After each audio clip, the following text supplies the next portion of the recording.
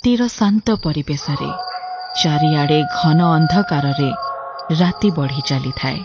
କୁକୁର ବିଲୁଆ ସାଙ୍ଗକୁ, ନାନା ବନଜୀବଙ୍କ ରଡ଼ି ସାଙ୍ଗକୁ, ଭୂତ ପିଶାଚ ମାନଙ୍କ ଅଟହାସ୍ୟ ଶବଦ। କିନ୍ତୁ ରାଜା ନରୋତ୍ତମ ଏସବୁକୁ ଖାତିର ନ କରି ଆଗେଇ ଚାଲିଥାନ୍ତି। ହଠାତ୍ ତାଙ୍କ ସାମ୍ନା ହେଇଗଲା ଗଛରେ ଓହଳି ରହିଥିବା ପିଶାଚ ସହ। ରାଜା, ଏତେ ରାତିରେ କୁଆଡେ ବିଚରଣ କରୁଛ?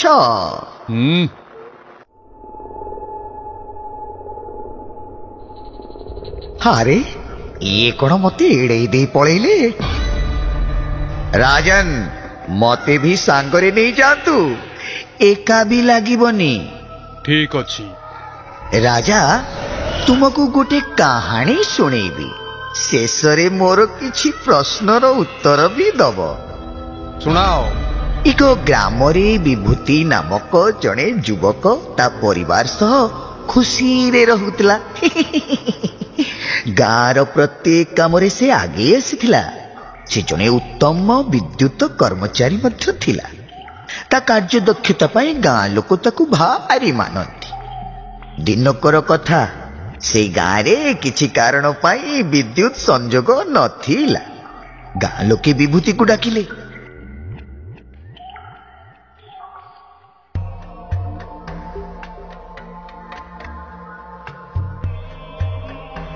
ଆରେ ଭାଇ, ଏଇ ପୋଲରେ ଫଲ୍ଟ ଅଛି, ରୁହ, ମୁଁ ତୁରନ୍ତ ଅଫିସରେ ଖବର ଦଉଛି।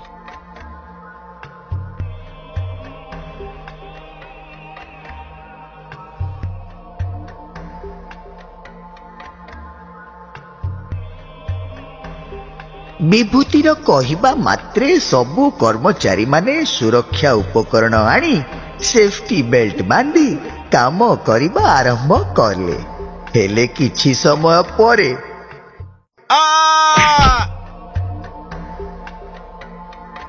ପୋଲଟି ଭାଙ୍ଗିଗଲା, ଆଉ ବିଭୂତି ଏବଂ ତା ସାଥୀ କର୍ମଚାରୀମାନେ ସେଫ୍ଟି ବେଲ୍ଟ ବାନ୍ଧିଥିବାରୁ ପୋଲରେ ପିଟି ହେଇ ତଳେ ପଡ଼ିଗଲେ।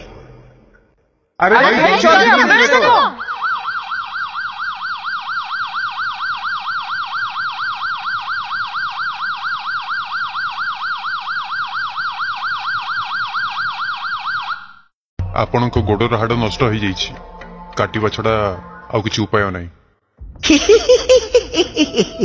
ହେ ରାଜା, କାହାଣୀ ତ ଶୁଣିଲ, ଏବେ ମତେ କୁହ, ବିଭୂତି ତ ଜଣେ କୁଶଳୀ ବିଦ୍ୟୁତ କର୍ମଚାରୀ ଥିଲେ, ତଥାପି ତା ସହ ଏମିତି କାହିଁକି ହେଲା? ଆଉ ତା ପରିବାର ପାଇଁ ସ୍ୱପ୍ନ ସବୁ ଚୁରମାର ହେଇଗଲା। ବିଭୂତି ଯଦି ସୁରକ୍ଷା ଉପକରଣ ନ ପିନ୍ଧିଥାନ୍ତେ, ହୁଏତ ପୋଲରୁ ପଡ଼ି ତାଙ୍କ ମୃତ୍ୟୁ ହୋଇଯାଇଥାନ୍ତା। ଯେତେ କୁଶଳୀ କର୍ମଚାରୀ ହେଲେ ବି ଆମକୁ କିଛି କଥା ଉପରେ ଧ୍ୟାନ ଦେବା ନିହାତି ଦରକାର। ଯେମିତି ପୋଲ ଉପରକୁ ଚଢ଼ିବା ଆଗରୁ ତାକୁ ଭଲରେ ଯାଞ୍ଚ କରିବା ଦରକାର। ପୋଲରେ କିଛି ଟଣାଟଣି କାମ ଥିଲେ ଷ୍ଟେ ସପୋର୍ଟ ଦେବା। ପୋଲ ଯଦି ନଇଁ ଯାଇଥିବ, ସେଥିରେ ଅଧିକ ବଳ ପ୍ରୟୋଗ ନ କରିବା ଦରକାର ଇତ୍ୟାଦି। ଏସବୁକୁ ଜ୍ୟାଜ୍ କିମ୍ବା ଜବ୍ ସେଫ୍ଟି ଆନାଲିସିସ୍ କୁହନ୍ତି। ଆପଣମାନେ ବି ମନେ ରଖନ୍ତୁ, କୌଣସି ବୈଦ୍ୟୁତିକ ଅସୁବିଧା ହେଲେ ଜବ୍ ସେଫ୍ଟି ଆନାଲିସିସ୍ ନିଶ୍ଚୟ କରିବେ।